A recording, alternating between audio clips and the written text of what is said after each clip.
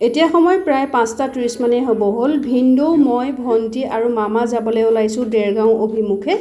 অলপ দেৰিয়ে হৈছে ওলোৱা, যিহেতু ডিউটি আছিলে, ডিউটিৰ পৰা অহাৰ পাছতহে আহিছোঁ, উপায় নাই। চ' আমি আহি আছোঁ দেৰগাঁও, যোনভাগ বুঢ়ী আই থান মা দুৰ্গাৰ মন্দিৰ আছে তালে বুলি। আৰু সঁচাকৈ তাৰ পৰিৱেশটো বহুত বেছি ধুনীয়া। তো মা দুৰ্গাক আমি দৰ্শন কৰিলোঁ আৰু তেখেতলোকৰ লগত এটা বিশেষ কথা আলোচনা কৰিবলগীয়া আছিলে, সেইকাৰণে আমি আহিছিলোঁ। আৰু কি কথা বতৰা সেইখিনি পাছত জনাম বাৰু। আৰু আমি কথা বতৰা পাতি থাকোঁতে গম পালোঁ যে ৰজা ৰুদ্ৰসিংহৰ দিনৰে অসমৰ প্ৰথম পূজাস্থলীয়ে হৈছে এই ভাগ। চ' কথা বতৰা পাতিলোঁ বৰমাগৰাকীৰ লগত, বৰ ভাল লাগিলে।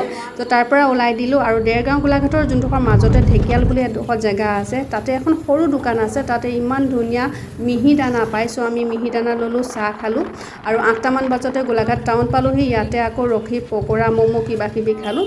চ' আজিলৈ আবেলিটো এনেকৈ কৰি আছিলে। আজিলৈ আহিলোঁ, বাই।